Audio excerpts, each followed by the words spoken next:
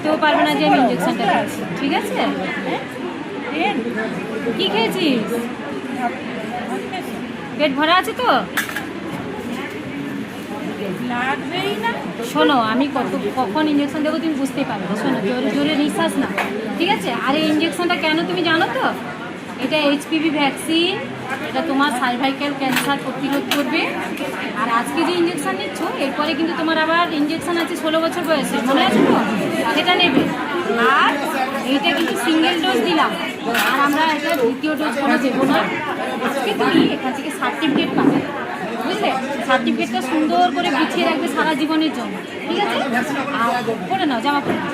আর ওখানে গিয়ে তুমি এখন 8 ঘন্টা ওষুধ নিও। যদি কোনো অসুবিধা হয়, মাথা ঘোরায় কিনা, কোনো সমস্যা হয় কিনা, এখানে আমরা তোমাকে অবজার্ভে রাখবো, তারপরে তোমাকে দেবো।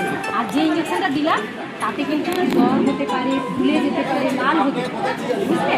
তাহলে আমরা ওষুধ দিয়ে দিচ্ছি, যদি তোমার জ্বর আসে তাহলে তুমি খাবে, নাহলে খাবে কেউ না। আর কী হবে, ওখানে তেল সাবান কিছুই তুমি 7 দিন লাগবে, ঠিক আছে? সে একটু নেবে না, ইঞ্জেকশনে মলমও লাগাবে না, কিছু, ঠিক আছে? এমনি লাগাবে। আর যদি কোনো অসুবিধা হয়, ওখান থেকে চলে যাওয়ার পরে তোমার আশা দিদি যে আছে বা দিদিমণি আছে, তাদের সঙ্গে কিন্তু যোগাযোগ করবে, ঠিক আছে? গিয়ে ওষুধ দেওয়া হয়েছে।